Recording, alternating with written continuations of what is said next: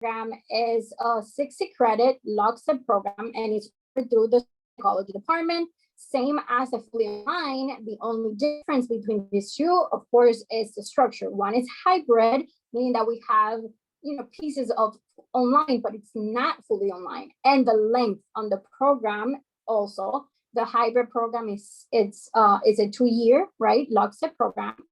And the fully online version is 2 years and 8 months. But it's the same, it's still lockstep, still 60 credits, which that gives eligibility for the LMAC, and they're both offered through psychology. Oh, and usually we recommend when the student is interested in one to make sure that they apply just to the one that they're interested in. It's not going to make you or it's not going to increase your chances of getting in if you apply to both.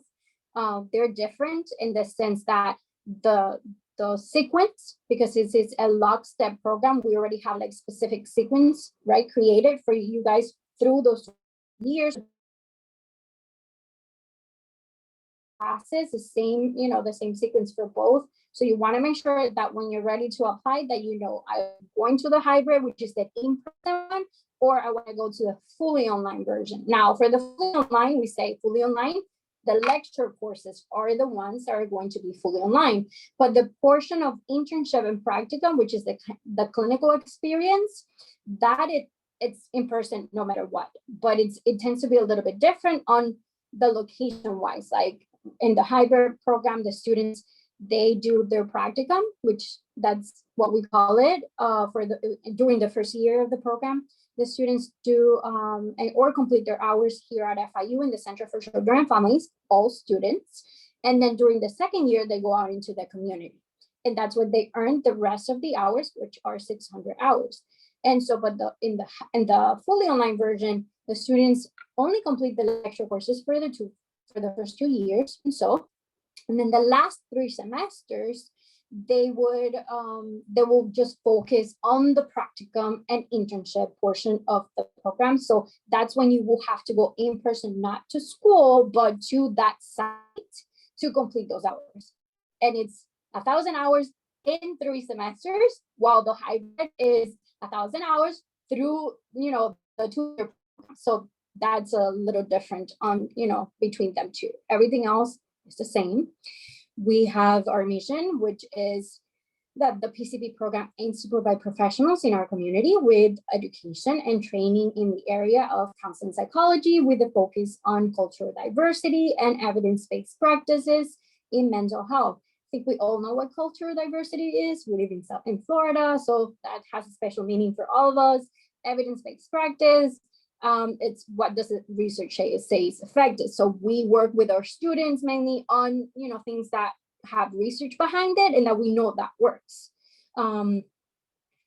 So some of the goals, again, to prepare future therapists, counselors, consultants, and researchers for the independent and licensed professional practice of counseling, psychotherapy, and psychotherapy research. And our program focuses on providing students with a solid foundation in counseling psychology and opportunities for specializing in a range of clinical problems in diverse populations. And I'm going to touch a little bit on that, but just want you guys to have like a picture. So some of the unique benefits that the program offers is that we have, of course, an ongoing personalized support and advisement. We have hassle-free registration throughout the program. So it's not like undergrad that you have to meet with an advisor. They have to let you know what your electives and things like that. Here in a master's program, not only in ours, but in any master's program, it's like you already have like a set of classes that you have to take. So you don't have to go see an advisor. Like the program will take care of your registration. You don't have to do it yourself. We do have an affordable quality public education compared to, again, private universities. It tends to be a little bit higher, although our program, our pricing, by the way, is $38,006, and I'll touch on that. Currently, it may tend to be, it's not low, but it's not high either. It's kind of in the middle, and it's because of the way that the program is designed. It's lockstep, has like hybrid portion on a fully online in the program, so that tends to make the price a little bit higher. We have on-site food and beverage services. What that means is that, for example, the way that the program is designed, the hybrid, not the fully online is fully online, of course. The hybrid version is we have the schedule for the classes is that students come to campus once a week for classes. So during that day, it's a full day of class. We offer, we get you food, we purchase, right, either breakfast or lunch for the students, so you don't have to go out of the classroom to get anything. We do have an excellent faculty that teaching in the program, and so okay, we do have a flexible schedule, and the flexibility of the schedule, like I said, it's like classes. Remember, the program is very intense and very demanding, not only the classes, but also the portion of the clinical practice that you guys have to complete throughout the program. So the flexibility on the schedule is that we tend to have all classes in one day, so you can focus on the clinical practice during the rest of the week. But that will make at least 3 to 4 times for the students to be on campus, including the day of the class, of course. That's it. And then these are some of our objectives: to offer courses that emphasize an evidence-based structure for customizing the therapeutic relationship to the client and applying evidence-based treatment, like I mentioned before, to clients, to offer courses and clinical training that fulfill the master's degree requirements for a Florida license in mental health counseling. Like I said, this is a Florida license. To facilitate students' growth toward a professional identity that focuses on development of counselor competencies, cultural awareness, and ethical standards in line with the APA and the ACA Code of Ethics. I'm guessing you guys are psychology majors, so you know what those stands for. APA, American Psychological Association, ACA, American Counselor Association Code of Ethics. And again, everyone in the field has to follow ethics, right? Even if you're not going to do or become, at least through the program, a doctor, but everyone has to follow the ethical process, because at the end of the day, we just don't want to hurt any clients. And to offer students an opportunity to specialize in a particular clinical problem and specific population through faculty-guided research and selected clinical trainings. Again, our program is not research-based. Our program is a terminal master's program. Now, there is a component, of course, of understanding research as part of the program, but you're not going to do any major thesis or any like huge research like in a PhD program. So just have that in mind. So a question you get a lot from the student is, what can I do with a license in mental health counseling? So I'm going to read off to you what the Florida law states, and then I'm going to give you a little more in specific. So the law states that practice of mental health counseling is defined as the use of scientific and applied behavioral science theories, methods, and techniques for the purpose of describing, preventing, and treating undesired behavior and enhancing mental health in human development. And again, this practice in counseling includes, but it's not limited to, assessment and diagnosis, psychotherapy, treatment planning and utilization review, alcoholism and substance abuse treatment, psychoeducational and prevention programs, and crisis management. So our program, right, or for say mental health counselors, they practice mental health counseling using the methods of a psychological nature to evaluate, assess, diagnose, treat, and prevent emotional and mental dysfunctions for disorders. You have disorders, interpersonal relationships, sexual dysfunction, alcoholism, and substance abuse. So our program prepares students again to practice mental health counseling in a variety of community, research, and clinical settings in both private and public sectors. And this includes private practice, agencies, managed behavioral health care organizations. We have integrated delivery systems, hospitals, employee assistance programs, and substance abuse treatment centers. So what can you do with a license in mental health counseling? Essentially, whatever your services are required, you will be able to do that job. So there's no specific setting, there's no specific population. The license is very broad. So our program trains you, right, to be eligible to continue with the process of getting licensed in the state. So our program is just the first step into that processing. And so you can work in, in a private, like I mentioned, or public sector. You can work in schools, hospitals. You're not tied up to only one population or only one setting. So that's a good thing about the license in LMAC. If you have any questions, you can either, stop me, ask me, or I don't know if you guys prefer just to go over the PowerPoint and then we go to the, to the chat and we go over the questions. What do you guys prefer? There are some questions in the chat, so if you want to stop and answer them now, if not, we can wait. Whatever works for you. Okay, let's stop then for now. Let's see the chat and maybe the question talking about. So let's go to that and then we continue.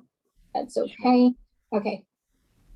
Will the fully online classes all be in one day as well? Also, no, so the fully online class, it's on your own pace.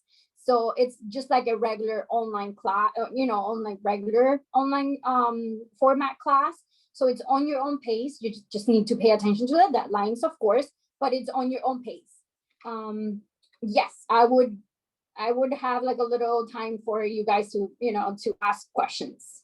And okay, to rate the differences between the online and hybrid programs. Okay, so the main differences between the two programs are just the actual format.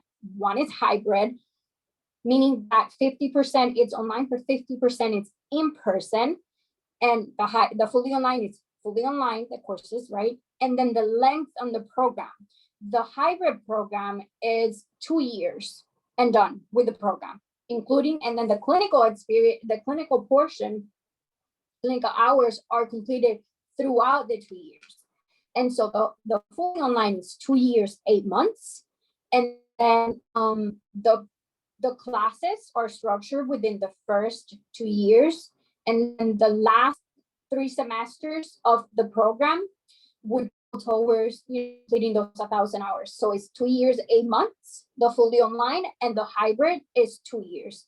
Hybrid, you do have to come in person every week, no matter what, for in-person classes. You do have that online component of 50-50. So the, whatever assignments you have, work projects, things like that are done, right, aside of the classroom and, on your own time. But the fully online, it's completely fully online. You don't have to come to campus. So if you're online toward the end of the semester, you have to find a facility, not you. Okay, yes, but not you. Our program already have contracted sites, so that's a good thing about the program. All over, Florida, per se, or Miami, I will say specifically. Now we're branching out a little bit more because we just, launched the fully online program. So we have a lot of sites already that we have contracts with. And so we usually match our students with those mental health centers. We have hospitals, we have schools, we have, in general, private practices. Oh, by the way, that's something else that you can do with the license.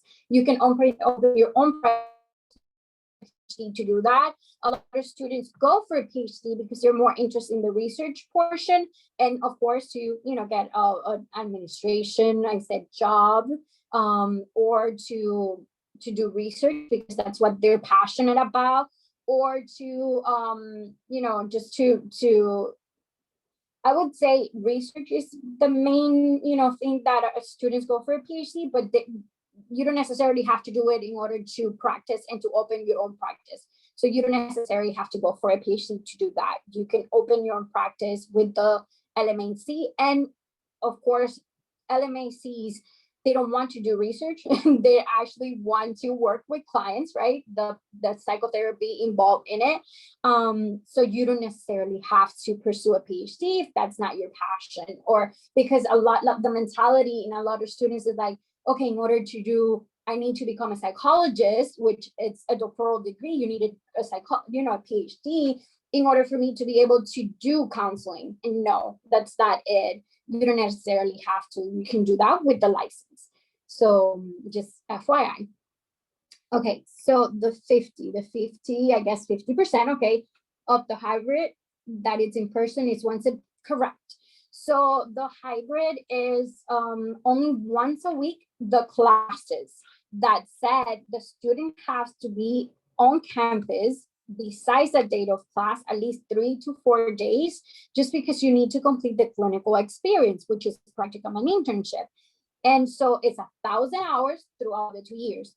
That means that you need to complete at least 10 to 20 hours per week in order for you to be able to meet those 1,000 hours. It's a part-time job, you guys. So that's why it's so demanding, in the sense that you have the work of 4 classes. This is a full-time program, right? 3 to 4.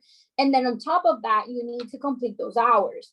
And it's not like I would say, I don't want to diminish those 120-hour practicum and internship that sometimes are required for us. This is 1,000 hours where you're actually going to be doing therapy to clients. Of course, during the first semesters, you're going to be shadowing doctoral students that are doing counseling, or your same supervisor, your faculty supervisor. We're going to train you, right? We're going to do some training before you start. But by the end of the first semester or so, you're actually going to be doing therapy under their care, right? So that's that really highlights the importance of that portion. So you have to be in person at least, I would say, 3 to 4 days, because you need to complete 10 to 20 hours no matter what, in order to complete that. And that is a portion that is required. So if you don't pass that and you do supervision, then you cannot continue on the next semester. So that's a requirement. Let me see. I have a follow-up question on that. If you if you do the online program, at what point do you actually do therapy within that program? Okay, so that would be during your second year, because the first year and half, portions of the second, it's just the lecture courses. That's when you start your practicum. In the last 3 semesters of the program, it's when you're actually going to start, doing your therapy and seeing clients. That's when it happened, and it will happen. Okay, so the shadowing within that program, or being able to watch people, is that virtual, or is that a part of that last few semesters? It's part of the last few semesters. That said, given COVID, hopefully by then, right, we're again in face-to-face, but they're doing telehealth, right? So a lot of the clients, seeing the clients, it's happening through Zoom and phone calls. But that's something that if they continue accommodating, there's some things that can be done through Zoom, but hopefully in person. So that's how it will be happening. But for sure, you're not going to do anything that has to do with clients, the clinical portion, until the last 3 semesters of the fully online program. Got it. Thank you. No problem. Okay. I know it's okay. So it is a Florida license, but do you have sites that are outside of Florida? Again, we just launched the fully online version, so we're branching out a little more outside of Florida for those out of state students that are applying or will apply to the program. So we're working on that, but yes, we will definitely have outside of Florida. The only requirement for not only the hybrid but the fully online as well is that the practicum and internship has to be completed in the US. So no matter where in the US, we look for a site and we will work with the student if they're out of state, that they're not here in Florida, to make sure that that site meets our requirement. We need to make an affiliation agreement, right? To make sure that that site meets all of our requirements, like you guys need to do 1 hour supervision every week, 2 hours of group supervision, to make sure that they meet all those requirements. And so if that's a good site, our director will go ahead and, we will move forward to make that agreement so you can complete the hours there. But we would be looking into, of course, outside of Florida.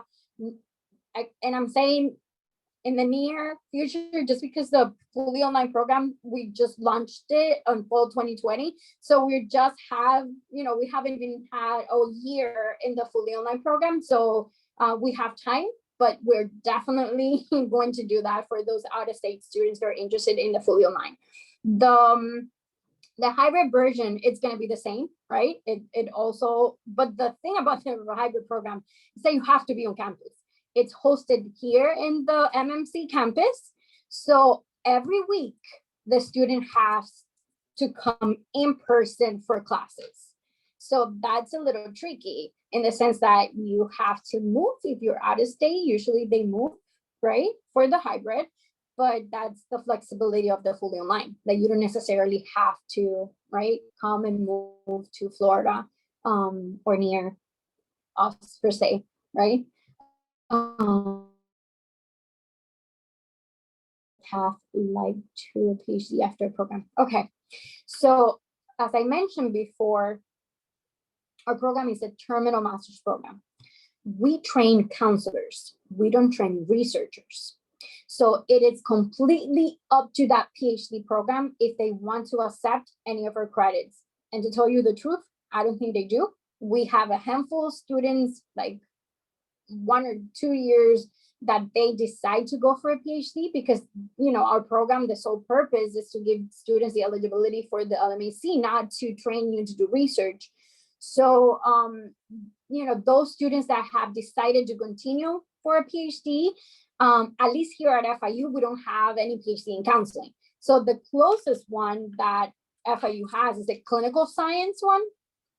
And I don't think they have accepted any of our credits. So that means that you need to go, if you apply to our program, you have to come in with the mentality that you're doing 2 years, right? $30,000.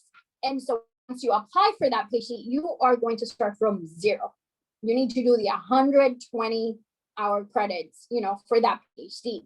Now, that said, you have a credential, right? You have a master's degree in counseling. You have 1,000 hours of clinical training. That makes you a very highlighted candidate to get into a PhD program. It's just that unfortunately, the credits don't count because we're training you to become counselors. We're not training you to become researchers. That said, I don't know if you guys have heard of a PsyD. A PsyD, it's a doctoral degree, but it's specifically in counseling. So research both to see what your interests are. If you want to go for a PhD or you want to go for, for PsyD, it's completely counseling. So that one may be a little bit more lenient, right? Aligned with the classes and the courses that we offer, since it's our mainly in counseling. But it's up to their program. You will need to reach out to them and see if they take any of our credits. We can choose the site where, yes. So Shayla, I believe you asked this question, if you can choose the site where you do your hours. Yes, definitely. What happens, or the process, how it works, is that you will have an individual meeting with our director, depending on your interests and the population that you want to work with or setting. We will match you with the site. So you can choose from the sites that we have that they're an interest to you, and then we go from there. You go interview, and then if you get the intern position, then we're good to go. But yes, you can pick them. It's not that we're going to just place you in whatever site we want. And okay, Martha, the practicum and internship can only be completed in sites other than mental health clinics, like hospital, private practice, as long as which is affiliated with FIU. Okay, so the main purpose, right? So you're saying that it can only be completed in hospital private practices. This is the let's say the whole purpose, right? It's to train you in doing counseling in this settings. So what other setting, for example, were you looking into, Martha?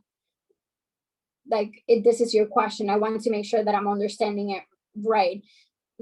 Oh, okay, wait. Yes, sorry. So as long as you have an affiliation agreement with that site, you can. If we don't have an affiliation agreement with it, you cannot start doing practicum there. So the settings on this site, yes, because these are the intended settings that you'll be working potentially, right? Working in hospital, private practices, any mental health center, like schools, universities, any setting specifically. But we do need to have an affiliation agreement with that site or center, just because we need to make sure that they meet our requirements. If they cannot have a supervisor to give you the hour supervision, individual supervision that students need, which this is a guidance from KCRAP, which is the organization that we follow their guidelines, then we don't meet their guidelines, and we cannot give you the eligibility for C, which is a requirement. So we need to follow their guidelines, and you need to follow. So that includes individual supervision, 1.5 of group, and then the others. Because if you go into a site and they don't meet the 10 to 20 hours per week, we cannot have you placed there, because you're not meeting, they're not meeting the hours. So, and things like that. So we need to have an affiliation agreement with them. Yep. Are we good from here? I have one more question. ahead. How many students typically get accepted into the program every fall? Okay, that's a good question. No problem, Martha. Okay, so the program is very demanding, like I said, and very thankfully it's very popular, both of them now, given the fully online. We get 100 plus applications every year. We can only admit 25 to 30, and we only admit once a year. So yeah, 25 to 30 students. And that's between both the online program and the hybrid program? No, meaning 25 to 30 online and 25 to 30 to the hybrid. But again, if you apply the hybrid, you cannot apply for the fully online. So you only have a chance no matter what. Again, it is very, I would say, competitive, because the program is very competitive. But you have to, if you're interested in a program, knowing that we admit only once a year, you can work through, right, to highlight and make your application stronger. And that means you already have your degree in psychology, so you don't have to do anything additional work, like class, like courses per se. So I always recommend the students to do some volunteer work, if you're working on a research lab, or either applied or research experience, always helps and highlights your application. That's a plus.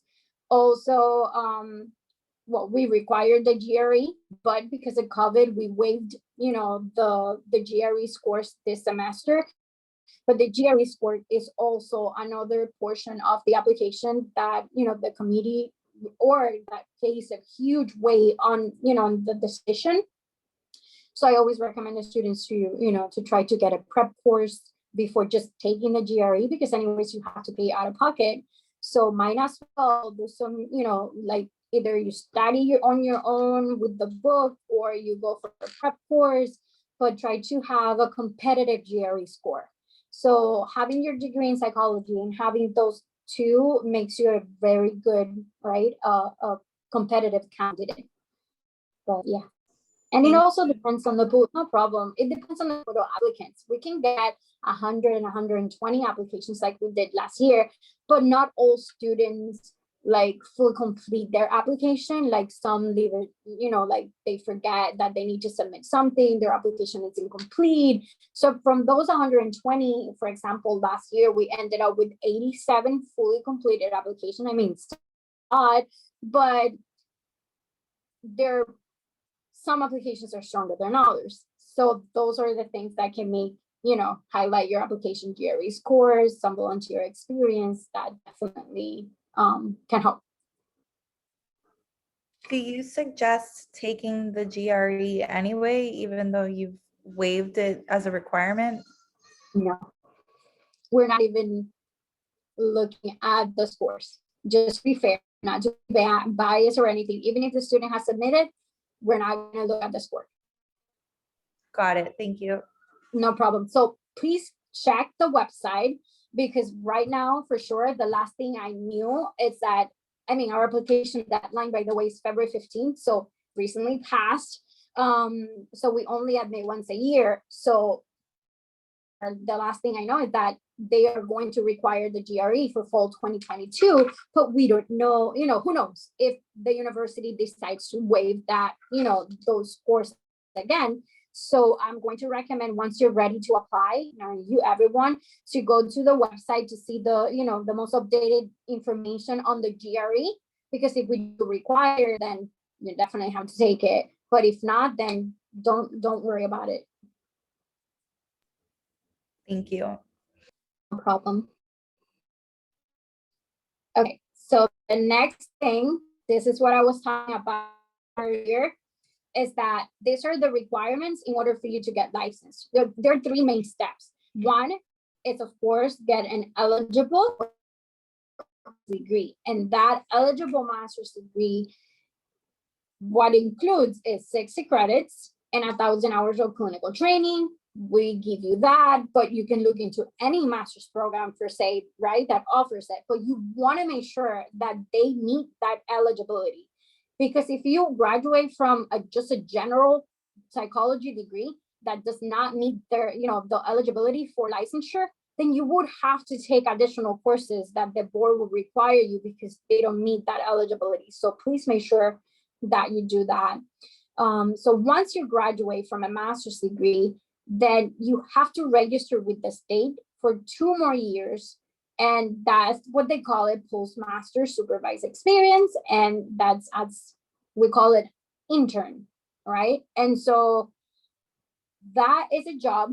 So don't be scared. So once you graduate, the process works. You look for a job, and then you're going to sign up with the state as an intern for those 2 years. Once you have your job, then you're going to work for those 2 years under someone else's license for 2 years. You're not licensed yet, but you need to approve 1,500 hours of work therapy, right, of clinical experience under someone else's license, and that person is called qualified supervisor. And so those are state required. That doesn't anymore. This is steps that you have to do afterwards.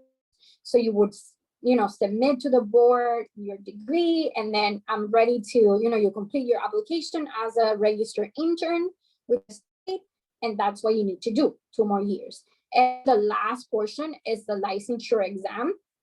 Now, the licensure exam, the good thing about the licensure exam is that you can take that exam at any time after you become a registered intern. Not the program, not during the program. You need to become a registered intern, and then you can take it at any time.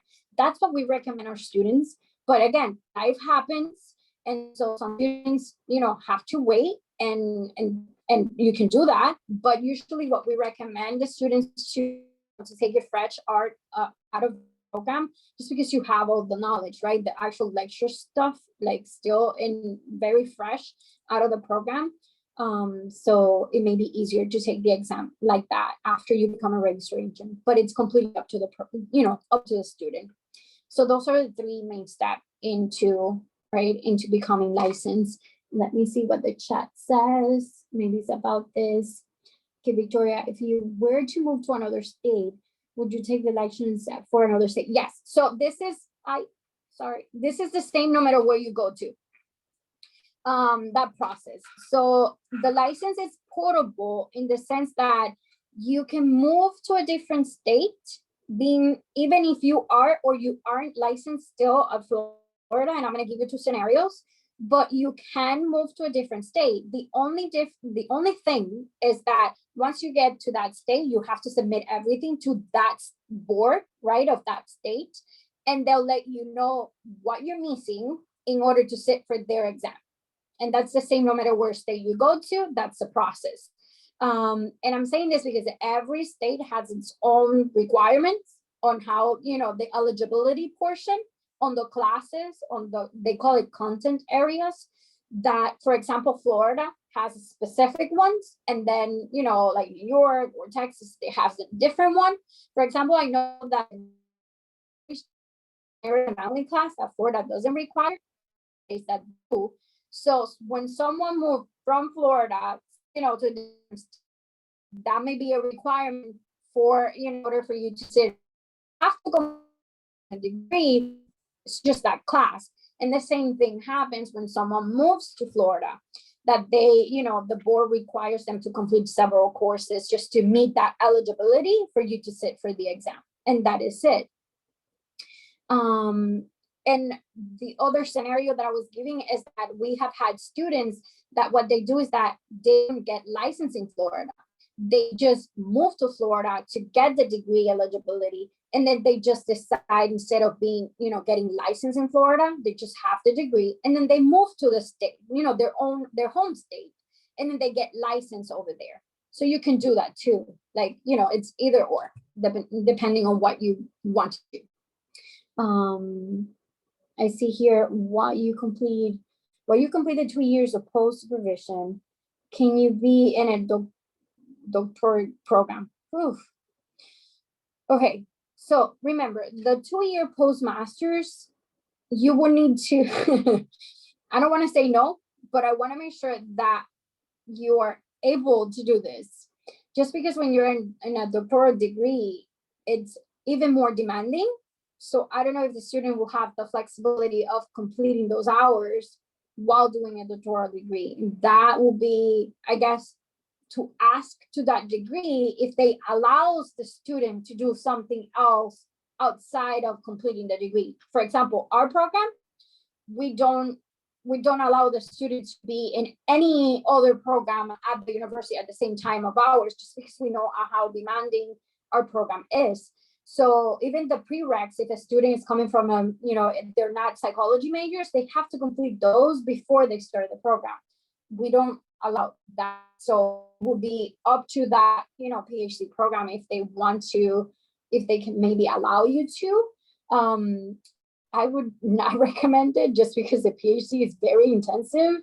And so you also have to do clinical hours. But again, it's up to, the program if they, if you can. PhD is a full-time, yes, yes, it is. Very. So that's what I said. Please be very careful. And even our program, careful in the managing of the time, I mean, because you don't want to get overwhelmed too with so many stuff going on. Our program is also full-time, and on top of being a full-time program with 4 classes, you have to do 10 to 20 hours a week. And some students do work. They understand, right? You have to pay bills. Not everyone at home still at this time.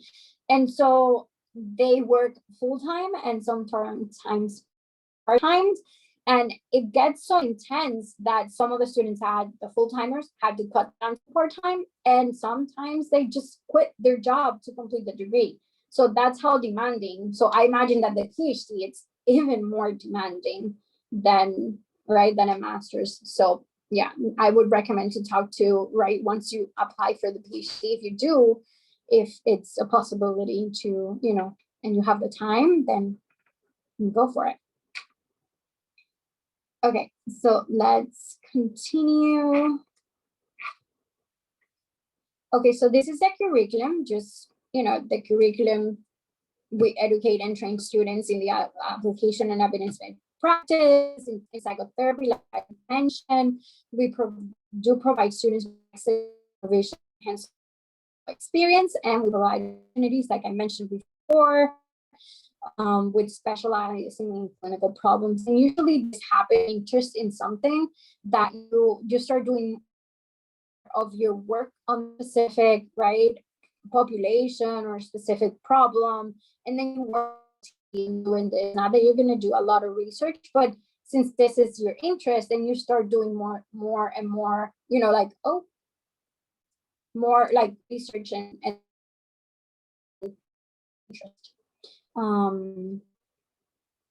Okay. Bear with me. I don't know if you guys can still see me in here, but something happened on my computer. Okay. We see you on the phone, just not the screen right now is the only thing. Not the screen? Okay, bear with me. Yeah, I guess it's like coming to it. So crazy. Okay, I mean, there you go. Okay. Let me share the screen again. Now we see it. So thank you. Now, awesome. So, so this is kind of the curriculum. So this is how it's designed. So like I said, it's 60 credits, right? So within those 6 credits, you have 45 credit hours, which are specifically coursework, which is a total of 15 courses. And that's your regular lecture courses. And so 15 credit hours are specifically related to the practicum and internship. And those 5 courses throughout the semester, throughout your 2 years. And the last portion of the program, it's an exit exam that is called the. This is not a life exam. Now it is related. There is not completely similar, but it would test our students on the same content areas that the licensure exam does. So the student has an idea after taking this exam, how they did in the content areas, maybe that they're lacking a little more information, or that, that they're good and have, a good background on. And we test our students on this exam specifically, just because, one, we want to make sure that we're doing a good job training you guys, the students, before going out into the community, becoming mental health and counselors, and to know how the program is doing, because based on how the student does in this exam, it's how the program it's doing, right? So we can change a little bit on what the faculty on the teaching methods and stuff like that. So those are the main reasons that we do. Now, the good thing about the CPCE is that we put our cutoff. Like the program, the director decides on the cutoff passing score. It's not that it's a hard cutoff. So that's a good thing on the okay. These are all the courses. I'm not going to go through them because it's that ends. But what I want you to that those in bold, those are what they calls content areas. So if you were to go to a different program and they didn't have any of those, then you would not be eligible for the license. So you want to make sure that, even if it is this one or not, to make sure that you that they have what the content areas are. And again, these are the current ones, but if you go to the actual website, the content area, so you want to make sure too, because it varies, the laws vary. So these are the main ones. So a little bit on the practicum. So like I said, the total hours are 1,000, right? For practicum and internship, just because that's how we decide to kind of break them out through the 2 years. So we practicum the first 400 hours that the student, and then during the second year, 100 hours. This is mainly for the hybrid, the breakdown, right? Because the full time, they have to complete 1,000 hours in 3 semesters. No matter what, it's in 3 semesters, not throughout the 2 years. The hours are flexible, yes, in the sense that once a student is matched with the site, either program, you can work the schedule out with that site supervisor, right? So that's a flexibility. And usually at FIU, our site supervisors, or they know they have classes once a week, so they're flexible on the sense of allowing the students to pick their times, depending, of course, on their hours of operation. We have Saturday training program. The therapy usually happens on Saturdays. Students to come in a day, probably during the week, 1 or 2 additional days, but mainly the therapy happens on Saturday. So you see the flexibility there. There are other programs that work Monday through Friday and mainly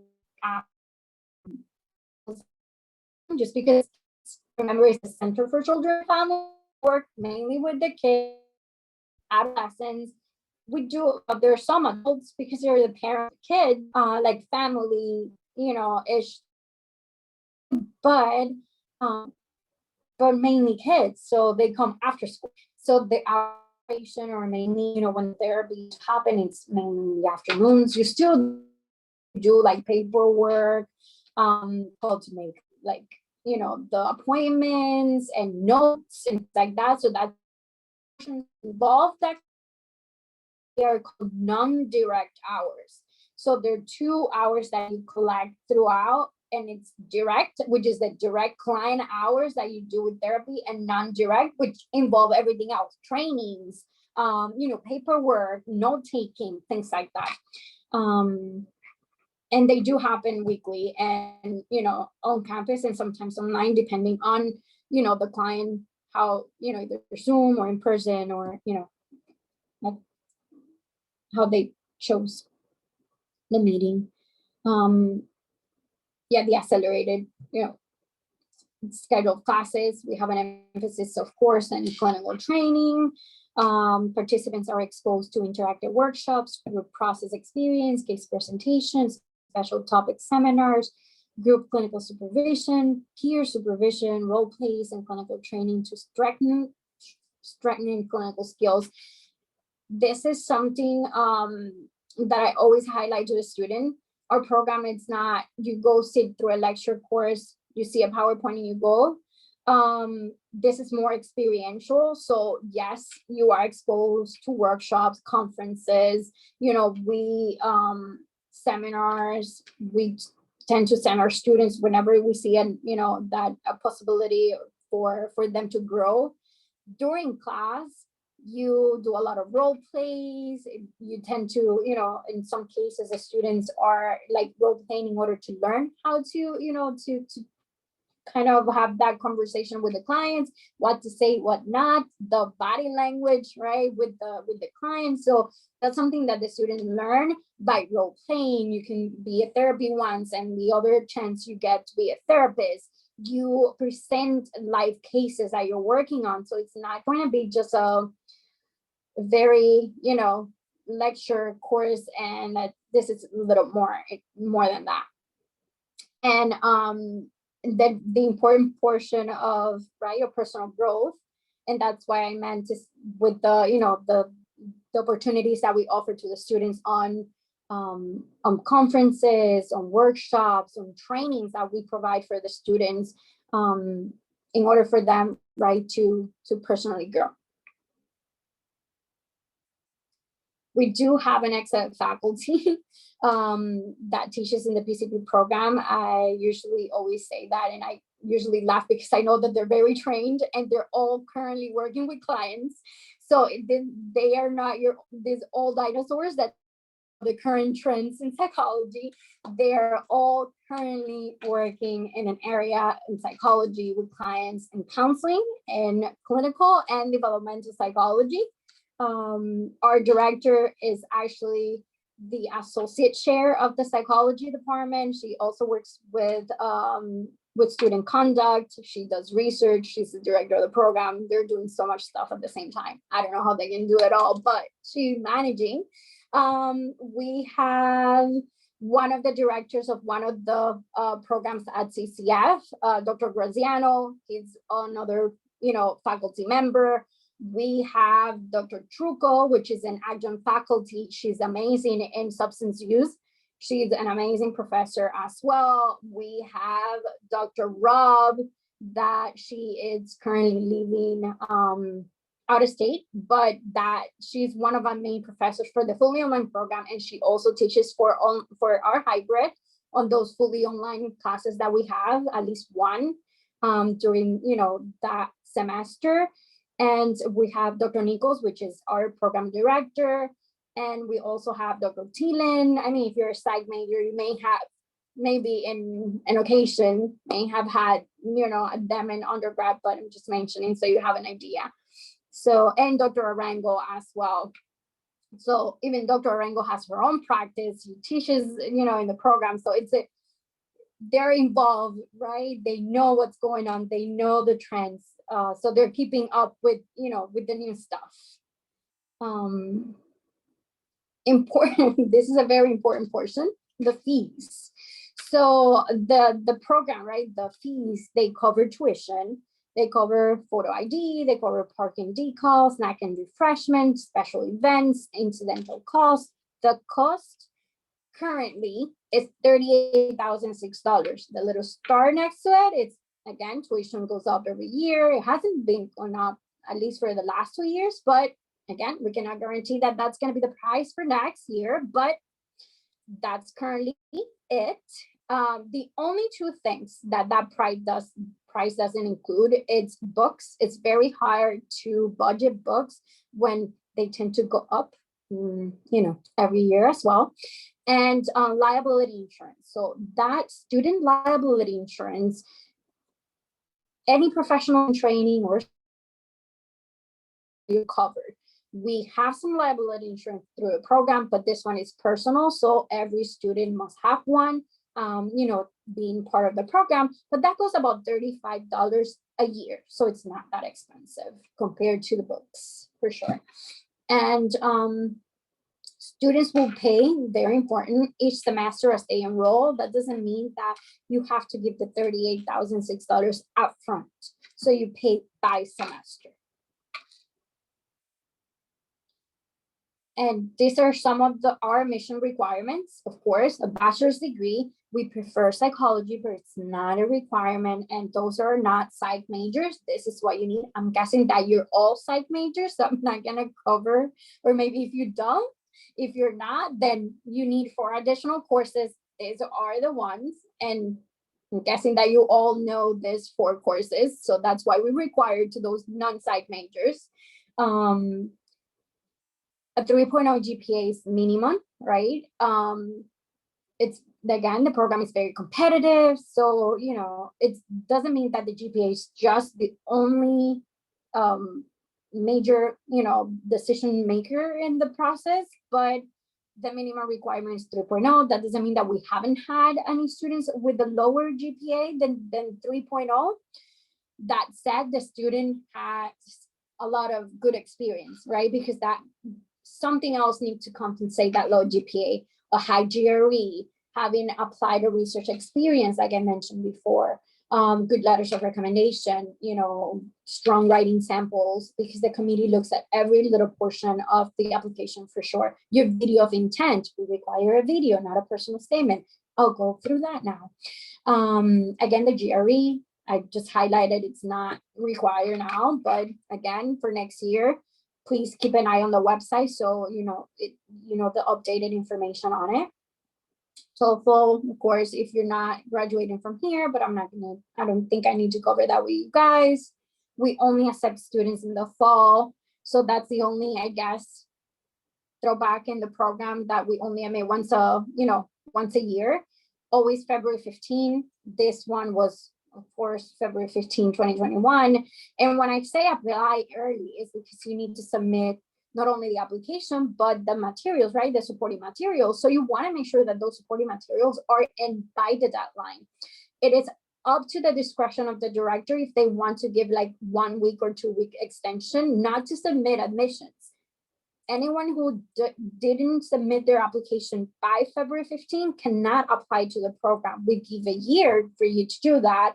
It's just to submit missing documentation materials, like a letter, the video for the link because it didn't work, something happened, but not applications. So you want to make sure that you do that on time. And this is how to apply. The first step that the students do is that they go to the graduate admissions, of course, and you submit your online application. And then you have, if you're an FIU student, you don't have to request transcripts. FIU students or alumni do not have to. Of course, if you have to take the GRE, you have to take it at gre.org and then submit electronically the scores to FIU. Same thing with the TOEFL. We require a resume. We require 3 letters of recommendation, 2 writing samples. So this list right here, I always recommend the students to submit because they need to be submitted up, as part of your online application. So once you're ready to submit your application, you can submit the application empty, but I don't recommend it. Like if you do, just try to make sure to have your resume, the emails of your recommenders, or if you have the letters already, you can upload them yourself, and the 2 writing samples ready when you're when you're about to submit your application. So this goes directly already to graduate admissions and they can upload those documents for you. Now the last portion is the video. So the video, it's called a combination of a personal statement and an interview. The only thing is that you don't have the committee in front of you. So you want to make sure that you are professional, that you are approachable. They're seeing essentially your social skills, what your communication skills, that's what they're looking for. We have specific questions on our website that they would like for you to answer, like, what do you think our program is a good fit for you, etc., etc. Just simple questions. So how it goes is that once you record the video, you have to share the video in a video sharing site. Most popular ones are YouTube, Vimeo, Google. Nothing Drive, but because we need a link. So I always tell the students that if they're concerned about privacy, they can do unlisted. It's a setting that only the people with the link can see the video. Nobody else can. So even if you share in YouTube, that you just make your video unlisted and nobody else can see it. Just, the people that has the link. And then you send that link to the program in an email, which is pcp@fiu.edu. And that is pretty much it on the process. Now, bold, very, highlighted there in the PowerPoint. It says that our program, it's not open to international students in need of the F1 or the J1 visa. Now, I don't know if any one of you are international students. It's not only F1 or of J1, it's if you're considered an international student, that our program does not give the eligibility for the I-20, which is what you need to stay in the status of international student. And so the reasons behind this is the structure of the program, and then the requirements, that the international students need to meet, which is clinical practice and the amount of fully online credits that an international student can take per semester.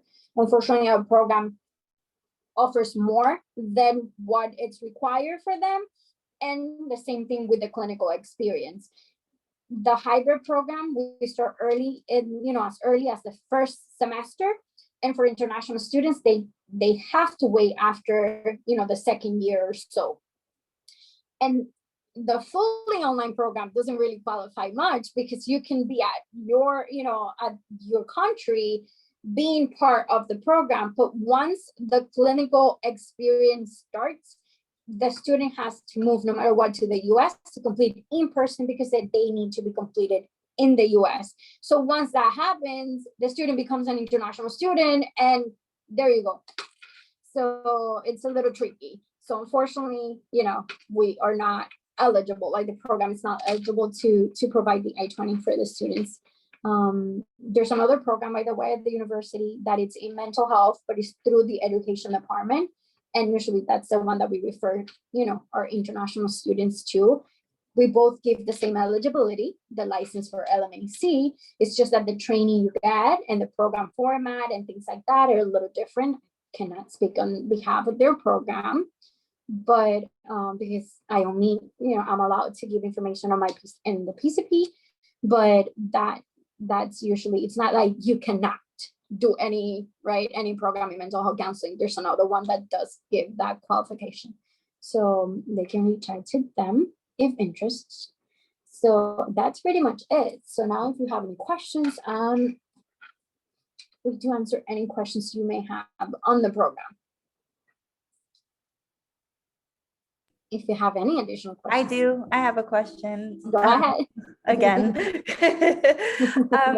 For those of us that already applied to the program, when will we be hearing back from the department? Oh, whoa, that's good. 4 to 6 weeks after the deadline. Now, did you receive an email from me saying that your application was completed, that you're missing anything? I'm sorry, did you say, were you asking me if you received an email? If I received, I've actually, we've spoken, yeah.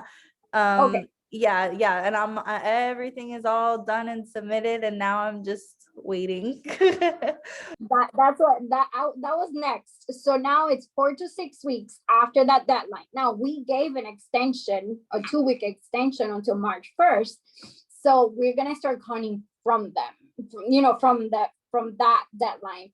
That said, we usually send out the letters or admission, recommendations. I would say April, the latest, mid-April, it's going to be the latest, but 4 to 6 weeks, usually it's, our time limit. Imagine we have over 100 applications and we don't have rolling admissions. Rolling admission means that we don't review as they come in. We review all applications at once. Like I have to prepare our applications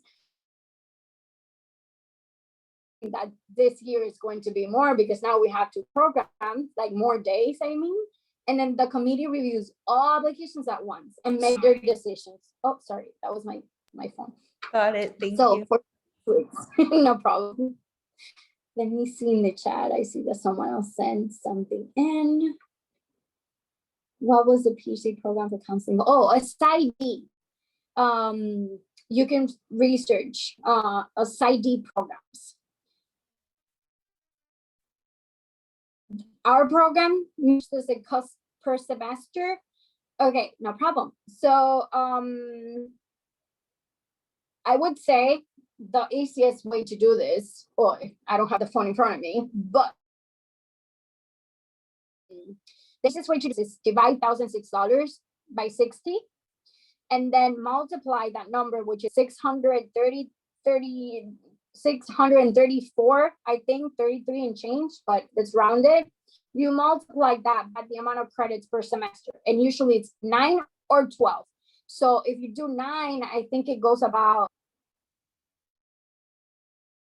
$1,000, I'll say $5,700 per semester. If you do the credits, and a little bit more, like $2,000 more or something, if I'm not mistaken. That's here and there. But that's by semester, by the way. Are there any scholarships or other funding opportunities for the program? Good question, Victoria. So our program, it's not research-based, so we don't get any grants or anything related, right, to give to our students. So through the program, no, but through FIU, yes. So you, as a grad student, once you're admitted into the program, you can go into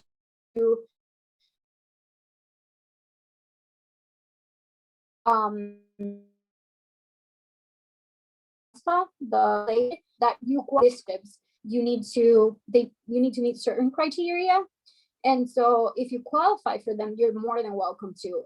Same thing with GA ships, like graduate assistantships, that if you qualify for them and you find one that you're interested in, you can apply, but not through the program, unfortunately. Is that we're not research based, so we don't get any money from the university to give students per se.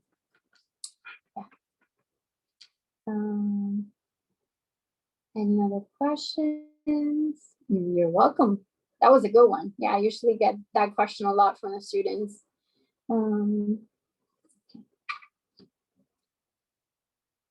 you guys, if you don't have, feel free to send me an email if you know if you started the application process or if you come up with any questions. Usually this time of year is very busy because it's the peak time for for the program. So and we're still working from home. Technically, we're a little more, the repopulation on campus a little bit more, but still phone it's very, not 100%, with the phone calls, like immediately, like I normally did. So the fastest way to get an answer from me, it will be by email, or you can leave me a voicemail with your Panther ID, and for me to get back to you with questions. But I usually prefer, like a very detailed email on what the things that the questions that you have, and that's the fastest you get an answer from from me. And this time it's a little, I'll say, very demanding, just because of the amount of applications that we received. But I usually am very effective on getting back to very quickly to a student, just because I know the deadline it's near, and then I want to make sure that they all know what they're missing or if the application is complete.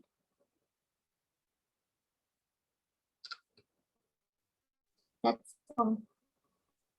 Thank you, Yaimara.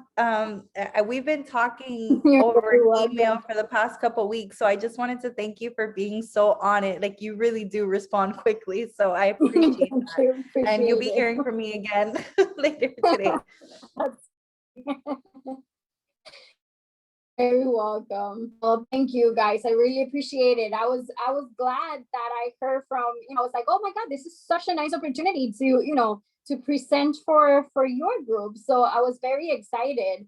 Actually, one of my supervisors did tell me to let you guys know that FIU is currently having, or recently they launched 2 more tracks, not only counseling psychology through psychology, which we were the only ones, but now they're having behavioral analysis and organizational science. They're a little different. I mean, our program, it's more if you're really interested in doing counseling, right? The psychotherapy and one-on-one with clients. Behavioral analysis is completely different, same as, right, organizational science, which is more the business psychology-ish.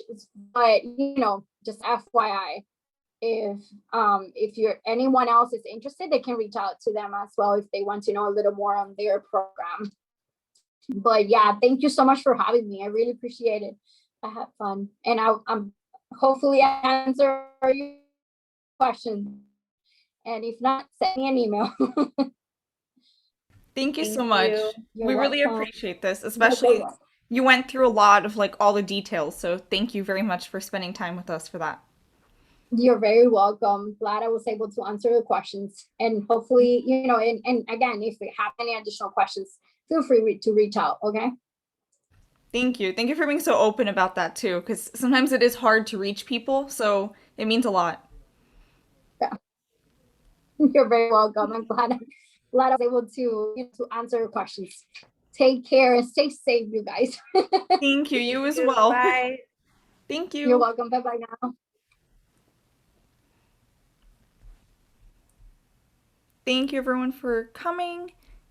We have our points we're all here? Yes, perfect. So points have been accounted for, thanks to Hannah. And if you have any questions, I'll stay on to the end. But if not, you're all free to go. Thank you for staying to the end. Thank you. Have a nice rest of your week, everyone. I feel like I'm in a parade. Just wave to everyone. Thank you. Thank you all for the nice comments, too. Have a nice day. Take care, y'all. We're good. Miss Gonzalez, I think you're still on your computer. I don't know if you hear us. Oh, there we go. Do you need anything from us, Stephanie?